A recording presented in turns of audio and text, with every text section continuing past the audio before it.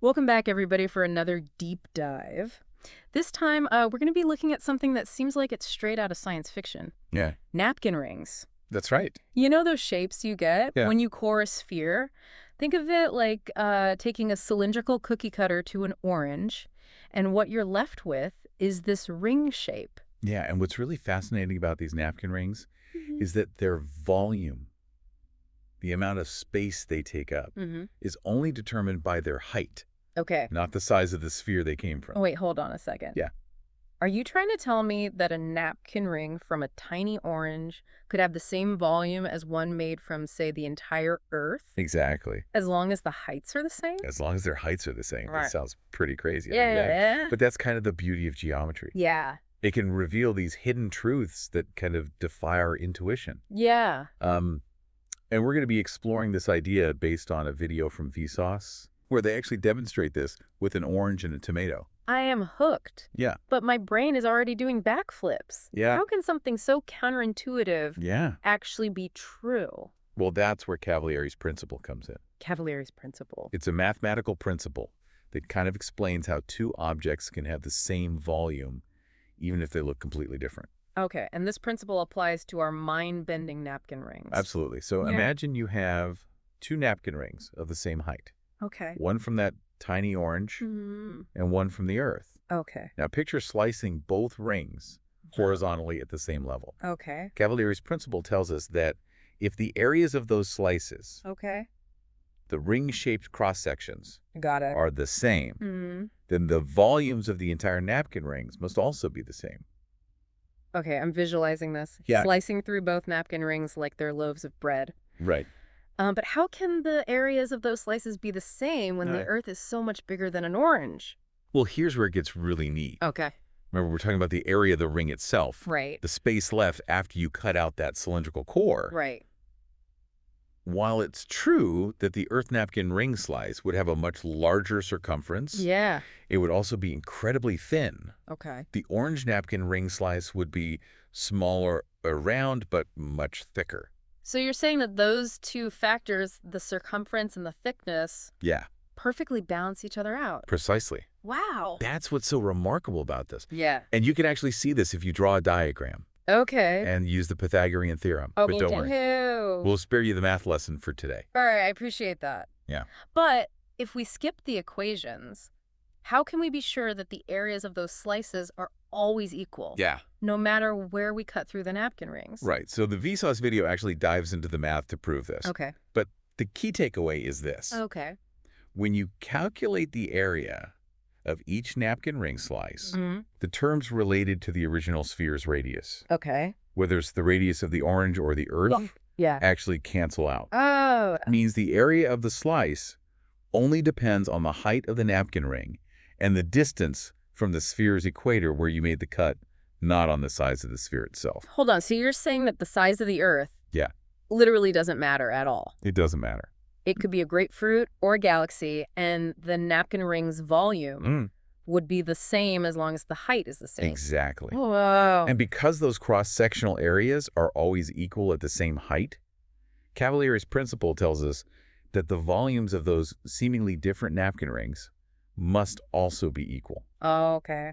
Yeah, That's incredible. it is wild. I need a minute to process this. Yeah, take your time. So I gotta admit, that's pretty mind-blowing. Yeah, it's a fascinating concept. I'm starting to see why this Cavalieri's principle Yeah. is such a powerful tool.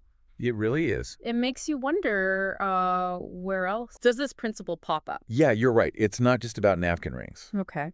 Cavalieri's principle actually has a really wide range of applications, Okay. particularly in fields like engineering and calculus. Okay, so less about napkin rings, more about real-world stuff. Right. Give me an example. Okay, so let's say you're an engineer designing like a complex engine part. Okay. It could have all these curves and odd shapes, Yeah. Yeah. making it really hard to calculate its volume using traditional formulas. Right. But with Cavalieri's principle, Mm-hmm. you can imagine slicing that part into a bunch of thin cross sections. Kind of like how we were slicing those napkin rings. Exactly. Okay. And if you can figure out the area of each of those cross-sections, Okay. you can then add them all up to get the total volume, Right. no matter how irregular the shape is. So it's like turning a really tough problem Yeah. into a bunch of smaller, more manageable ones? Precisely. And that same principle is actually used in calculus, where it lays the groundwork for integration, Okay. which is a super powerful technique for calculating areas and volumes of even more complicated shapes.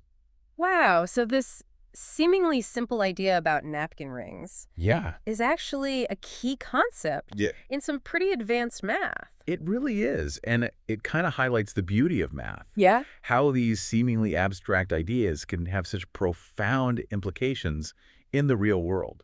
So we've talked about napkin rings and engine parts. Where else can you use Cavalieri's principle? Well, it's not just limited to physical objects. Okay. You can even apply it to things like Okay. analyzing data sets or understanding the distribution of resources. Okay. The principle's core idea Yeah. that you can determine the overall quantity Right.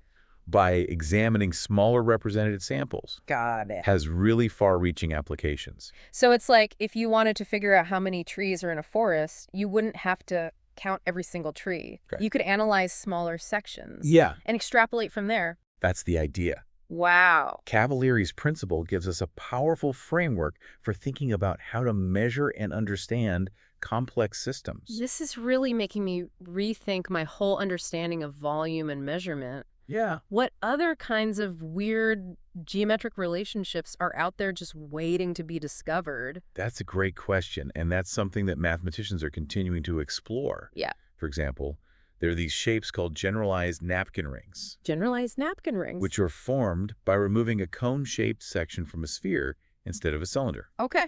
And guess what? What? Even these shapes exhibit some pretty surprising properties related to their volumes. Wait, so there are even weirder napkin rings out there. You could say that. Wow. And they really challenge our intuitions even further, Yeah. and they demonstrate that Cavalier's principle isn't just a one-off trick. Right. It's a really powerful tool for uncovering these deeper patterns and connections in geometry. That's incredible. Yeah, it's wild. Okay, so we've gone from slicing oranges to slicing planets. Right. And even diving into some pretty complex math concepts. Yeah. What's the big takeaway for our listeners? I think the most important thing to remember Okay. is that intuition can be deceiving. Okay. Just because a napkin ring looks smaller doesn't mean it has less volume. Right. Cavalieri's principle shows us that volume can be determined by these seemingly unrelated factors, Okay. like the height of the shape, rather than the size of the sphere it came from. It's like that old saying, don't judge a book by its cover. Yeah. Right? Or in this case, don't judge a napkin ring by the size of its sphere. Right. And this principle isn't just a fun mathematical curiosity. Yeah. We've seen how it's used in engineering and calculus and even broader analytical thinking. This whole deep dive has really been a mind bender. Yeah. And I bet our listeners are feeling it too. Yeah, for sure. I know I'll never look at a napkin ring the same way again. Yeah, it definitely changes your perspective. And it leaves you wondering what other hidden mathematical secrets are out there just waiting to be discovered. Oh, there are tons.